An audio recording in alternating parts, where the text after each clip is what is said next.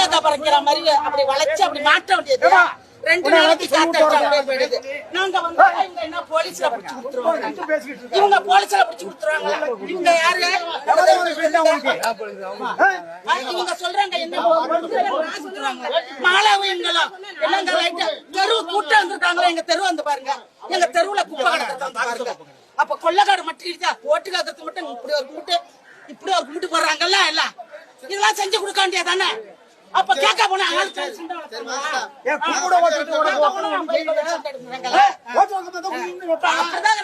பாருங்க வந்து பாருங்க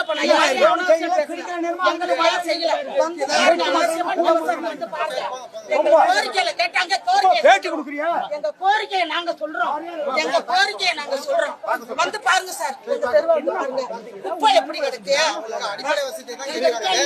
எங்க லைட் இருக்காங்க வந்து பாருங்க. லைட் மரம் இருக்கு, லைட் எரியல, குளம் இருக்கு, தண்ணி வரல. எத்தனை காலத்துங்க நாங்க காசு போட்டு தண்ணி குடிக்கிறது? ஒரு குடும்பத்துக்கு 10 பேர் இருந்தா கூட 50 ரூபாய்க்கு தண்ணி வாங்குறோம் ஒரு நாளைக்கு.